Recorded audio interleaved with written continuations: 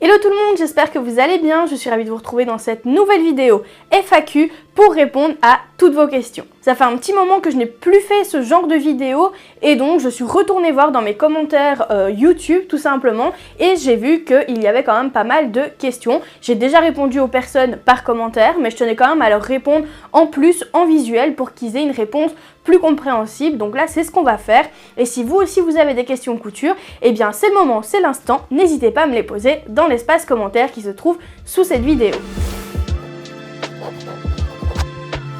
Avant de commencer, n'oubliez pas également de vous abonner et de laisser un petit pouce vers le haut si la mode vous plaît, la couture vous plaît, vous êtes sur la bonne chaîne, faites-le car c'est totalement gratuit. Voilà, c'est parti, je suis pas plus longue, on commence avec la première question. La première question nous vient de Lydia, elle me dit merci pour la vidéo, c'était très instructif, j'ai une question s'il te plaît. Je viens de passer à une machine électronique, donc comme celle que j'ai ici à côté de moi, pas la même marque, hein, enfin j'imagine, mais une électronique.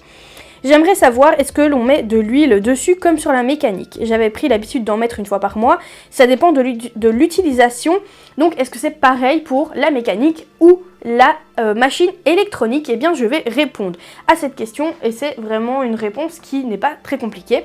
Alors non, ce n'est pas la même chose. Pourquoi? Tout simplement parce qu'au niveau du mécanisme de la machine, elle ne ressemble pas à une machine mécanique. L'électronique a très souvent, je ne dirais pas tout le temps, je regardais juste si mon micro était bien mis, j'avais un peu peur qu'il soit pas bien mis et que du coup vous m'entendiez pas, mais ça va, tout est bon. Donc je disais, au niveau des machines électroniques, la majorité du temps, la canette se trouve au-dessus, donc elle se trouve juste sur sous le pied en fait, directement. Donc comme ce n'est pas la même chose que la mécanique, eh bien on ne va pas wheeler au même endroit que pour la mécanique. Donc ce qu'on va faire, c'est qu'on va passer directement sur la machine, comme ça je peux vous montrer où il faut wheeler. Et attention, c'est très important, au niveau de la quantité d'huile, il ne faut pas mettre plus de 2 gouttes d'huile par point, donc point que je vais vous montrer juste après. Et on huile sa machine à peu près toutes les 10 heures de couture. Alors c'est un peu compliqué à calculer, mais si vous savez par exemple que vous cousez 2-3 heures par semaine, sachant que sur un mois il y a 4, maximum 5 semaines, souvent c'est 4,5 ou 4, vous savez que à peu près une fois par mois il faut wheeler votre machine. Voilà, c'est vraiment juste un petit conseil. Vous pouvez également faire directement l'entretien de votre machine chez un réparateur qui lui se chargera bien entendu du huilage de votre machine, mais si vous ne voulez pas aller tous les mois, ce que je peux comprendre, je vais donc vous montrer. La toute première chose à faire, c'est de retirer votre pied, mais surtout d'éteindre votre machine. N'allez pas mettre vos doigts sous l'aiguille quand votre machine est allumée, on ne sait jamais ce qui peut se passer. Un chat, un enfant ou vous qui avez le pied sur la pédale et votre doigt, il n'existe plus. Enfin, il existe encore mais à moitié, donc faites très attention. Ensuite, seconde étape, on va avoir besoin d'un tournevis plat pour tout simplement venir dévisser les deux petites vis que vous voyez ici, qui sont les deux petites vis pour la plaque d'aiguille. Donc on doit l'enlever. Alors faites bien attention de ne pas perdre les vis, ce serait un peu bête de les perdre. Donc hop.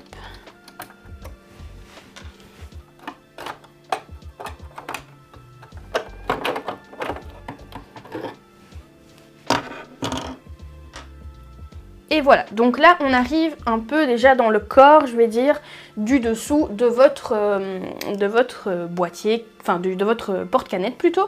Donc on va se munir déjà d'un pinceau. Bon, moi ici c'est pas très sale, hein, donc comme vous pouvez le voir, je l'avais fait en surface il n'y a pas trop longtemps, donc c'est pas très sale.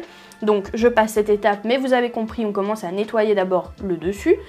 Ensuite, on vient défaire ces autres petites vis qui maintiennent tout simplement le compartiment où vous mettez votre canette. On fait bien attention de ne pas perdre les vis à l'intérieur de la machine parce que alors là c'est une autre paire de manches. Une fois que c'est fait, on peut prendre cette partie et on peut l'enlever. Juste une petite précision, parce que ça aussi on me pose la question, dites-moi si vous voulez aussi une vidéo sur le sujet. Comment régler la tension de l'emplacement de la canette? Donc là vous avez une petite vis qui sert à régler la tension. Voilà, dites-moi si vous voulez une petite vidéo un peu plus approfondie sur le sujet, et j'en ferai une bien entendu. Une fois que c'est fait, on arrive dans la partie qu'on va devoir wheeler. Avant de wheeler cette partie, il faut avant tout retirer toutes les pluches. Et comme vous pouvez le constater, ce n'est pas chose faite. Donc je vais faire ça et puis je vous montre où on va devoir huiler. Je vais approcher un petit peu plus la caméra pour que vous puissiez voir mieux l'intérieur. Donc ici, vous pouvez constater qu'on a un rond ici au centre. Ensuite, on a un second rond sur l'extérieur et on a la partie extérieure. Je remets la caméra en place avant de la casser. Maintenant que vous avez vu ces 3 points, on va d'abord mettre 2 petites gouttes d'huile au niveau, donc tout simplement, de cette pâte, ce cercle en fait, qui est au centre. Ça va permettre de huiler déjà la partie centrale, donc l'axe central. Et ensuite, on va mettre 2 petites gouttes au niveau du contour. Une fois que c'est fait, donc moi ici je ne vais pas le faire parce que je l'ai fait récemment, on va tourner tout simplement comme ceci pour que l'huile puisse se dégager tout simplement dans tout le mécanisme. Très important, on tourne le volant vers soi, on ne le tourne pas en arrière. Donc on le tourne vers soi, c'est impératif. Et voilà. Une fois que ça c'est fait, vous avez huilé les compartiments qui se trouvent juste en dessous. Il ne vous reste plus qu'à remettre tout simplement tout en place. Voilà donc pour la première question. En tout cas Lydia, j'espère que j'ai répondu à ta question. Et pour les autres abonnés ou les personnes qui tombent sur cette vidéo, j'espère également avoir pu répondre à votre question. On passe maintenant à la deuxième question qui nous vient de Sylvie qui me dit « Bonjour, j'ai fait une couverture avec du Minky selon ton tuto. » Donc elle parle de la vidéo sur la couverture qui est très bien faite. Merci beaucoup.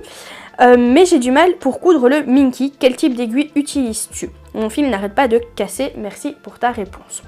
Alors, la réponse, pareil, c'est une réponse qui n'est pas trop longue de toute façon parce qu'il n'y a pas beaucoup de types d'aiguilles, je vais dire, pour coudre le Minky, ni beaucoup de techniques pour coudre le Minky.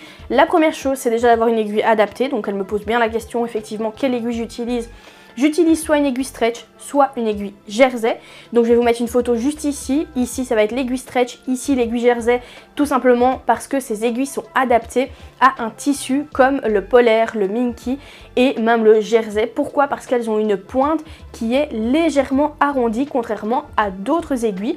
Je vous mettrai également juste ici le comparatif, donc là où il y a mon petit doigt, juste ici vous verrez une photo de comparatif entre une aiguille par exemple universelle et une aiguille qui est donc standard, qui est une aiguille jersey et stretch. Comme ça vous verrez bien la différence. Donc très important premièrement d'adapter son aiguille, donc stretch ou jersey. Deuxièmement, quand on coud du Minky, il est très important de bien épingler. Tous les 3-4 cm, vous allez mettre une épingle pour éviter que le tissu ne bouge. La majorité du temps, il va se détendre au fur et à mesure de votre couture. Et arrivé au bout de la couture, par rapport à votre coton, il va vous rester une histoire de 5-6 cm en trop. Et c'est pas du tout ce qu'on veut, vu que finalement on l'a coupé correctement. Donc on veut que la couture se passe bien. Si vous ne voulez pas épingler autant, vous pouvez faufiler. Bâtir, c'est avec les épingles, au cas où pour les personnes qui se posent la question, faufiler, c'est avec du fil de faux filure. C'est un fil que vous pouvez retrouver dans tous les magasins de tissus. Souvent il est blanc ou alors jaune ou bleu ou rouge, si je dis pas de bêtises, je crois qu'il existe en 4 couleurs. Et en fait c'est un fil qui va très facilement se casser, ça va permettre de maintenir, donc de faire une piqûre à la main avec une aiguille, de maintenir le coton et le Minky ensemble. Et ensuite une fois que vous avez passé à la machine à coudre, vous pouvez retirer votre fil de faux filure. Encore une fois très facilement car il est très, il se casse très vite, vous voyez il n'est pas très rigide et donc il se casse très vite, d'où son nom, c'est un fil de faux filure, on ne l'utilise pas pour coudre mais uniquement pour faufiler. Donc voilà, ça c'est vraiment les deux techniques, les deux points importants je vais dire qu'il faut absolument appliquer quand vous cousez du Minky ou même du polaire parce que c'est dans la même gamme de tissus, ça va vous aider, je dis pas que ça va être révolutionnaire et miraculeux, mais en tout cas avec ça vous aurez un résultat beaucoup plus joli et beaucoup plus précis surtout. On passe maintenant à la troisième question qui nous vient de Nathalie. C'était une question qu'elle m'avait posée sur la vidéo de la couche lavable. Donc rappelez-vous, pour ceux qui me suivent depuis un moment, j'avais sorti une vidéo tuto sur comment réaliser une couche lavable. Et c'est vrai que c'est une question qui revient souvent. J'ai déjà répondu à cette question, mais peut-être que certaines personnes n'ont pas vu la réponse. Du coup, je réponds de nouveau à la question. Elle me dit: est-ce qu'ils sont utilisables de la naissance et jusqu'à quel âge? Merci d'avance. Alors, la couche, en fait, il y a beaucoup de boutons de pression dessus, comme vous avez pu le constater. Il y en a entre 20 et 30, si je dis pas de bêtises. Ça m'a pris un temps fou à poser toutes ces pressions. Mais effectivement, les pressions en fait, qui sont là permettent que ce soit une couche lavable qui va durer dans le temps. c'est-à-dire qu'elle est valable de la naissance jusqu'à ce que l'enfant soit propre. En fonction donc du bassin de l'enfant, vous allez pouvoir rapetissir la hauteur en fait de votre couche.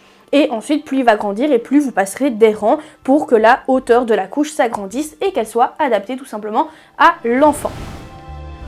On va passer maintenant à la question 4 et 5 en même temps parce que ce sont des questions auxquelles je vais répondre d'une pierre deux coups. Donc pour la question de Anne-Marie, elle me dit « Bonjour, quel est votre avis sur ce pied quand il est utilisé pour surfiler du tissu chaîne et trame? Ne serait-il pas une bonne alternative au point zigzag de la machine? Merci. » Je vous mets la photo du pied duquel elle parle, c'est donc le pied qui est un pied... pied surjeteuse, je le mets entre guillemets, parce que pour moi il ne remplace pas la surjeteuse, mais voilà, c'est de ce pied-là qu'elle parle. C'est une vidéo que j'ai sortie il n'y a pas très longtemps. Et dans le même contexte, j'ai une seconde question qui nous vient de Nicolas, qui me dit « Question, est-ce que pour quelqu'un qui ne fait qu'occasionnellement de la couture et ne souhaite pas investir dans une surjeteuse, c'est difficile à dire, ça peut aider d'avoir ce genre d'accessoire? Merci. » Alors, je vais répondre aux deux. Donc, premièrement, pour la question chaîne et trame, alors, pour le tissu chaîne et trame, donc c'est du coton par exemple, je prends le coton comme exemple parce que c'est celui qu'on va connaître le plus. Oui, vous pouvez l'utiliser, il n'y a pas de souci, vous pouvez même utiliser ce pied-là si vous voulez tout le temps, hein, il n'y a aucun problème avec ce pied-là. Mais c'est vrai que vous aurez plus facile à l'utiliser sur un tissu chaîne et trame type coton parce que votre couteau qui est dans le pied va couper plus facilement ce genre de tissu et donc ça peut vous aider à surfiler mieux. Maintenant, pour répondre à Nicolas, est-ce que ce pied peut remplacer une surjeteuse pour des personnes qui cousent de façon occasionnelle? Oui, ça peut remplacer entre guillemets une surjeteuse uniquement sur le point surfilage.